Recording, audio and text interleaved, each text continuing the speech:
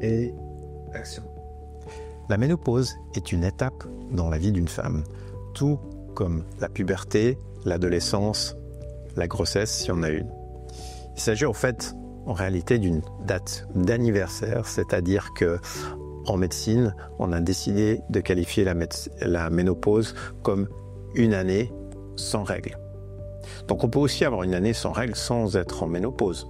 Bien sûr, on va pouvoir le diagnostiquer aussi avec la prise de sang.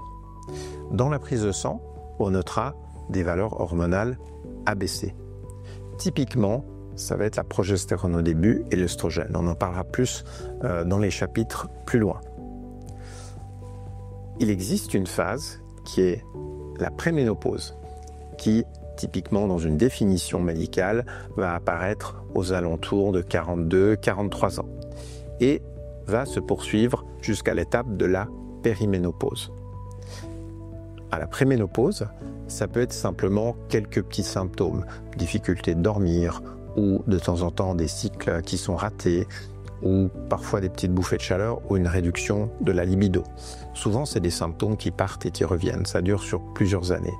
Ensuite, au moment de la périménopause, qu'on a défini à partir de l'âge de 47 ans, cela ne veut pas dire que c'est absolument 47 ans, mais au niveau médical, c'est ce qu'on a décidé, eh bien, ces symptômes vont simplement s'amplifier. Il est important de savoir que dans la ménopause, souvent on pense juste aux bouffées de chaleur. En réalité, il y en a plus d'une trentaine. Parmi les symptômes, effectivement, les plus fréquents, ça va être les bouffées de chaleur, ça va être les troubles de sommeil, ça va être des sudations nocturnes. Ensuite, un petit peu moins connu, ça peut être des troubles de la vessie, des infections urinaires à répétition, pour lesquelles je vois très souvent des femmes recevoir des antibiotiques, alors que simplement il s'agit de donner de l'œstrogène au niveau local. Ça peut être aussi des troubles des émotions, comme de la tristesse, de la mélancolie, qui parfois peuvent induire la prescription d'antidépresseurs, alors que là, une nouvelle fois, il faudrait finalement juste corriger les hormones, si cet état n'était pas bien sûr présent bien auparavant. Ça peut être de l'agressivité, d'irritabilité, des explosions de colère, puis tout d'un coup, vous posez la question, mon Dieu, pourquoi est-ce que j'ai agi comme ça ? Ça peut être des douleurs musculaires, des douleurs articulaires, des troubles de la concentration. Bref, tous les symptômes qui vont être caractéristiques de la réduction des hormones. Chaque symptôme est lié à une réduction d'une famille d'hormones qui sont là. Qu'est-ce qui déclenche la ménopause ? Eh bien, c'est l'arrêt de la production d'hormones par les glandes endocrines ovariennes.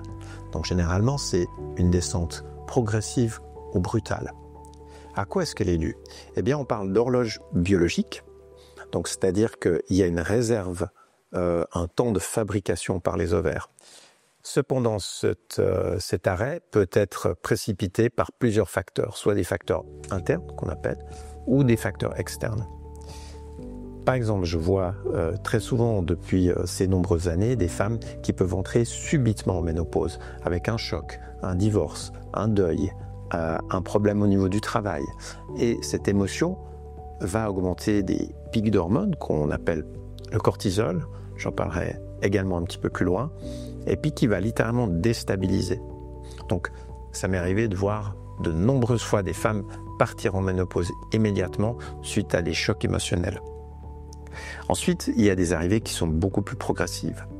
Elles peuvent également être dues à des facteurs externes, tels que des polluants, des perturbateurs endocriniens, parfois des zones où il y a des hautes densités d'ondes électromagnétiques. On sait qu'elles vont aussi agir sur les ovaires. Et finalement, ça va être l'alimentation, les aliments transformés, des aliments contenant des pesticides. On voit des ménopauses souvent beaucoup plus prépondérantes dans des lieux qui sont pollués. La chose importante à savoir, c'est que la ménopause n'est pas une maladie.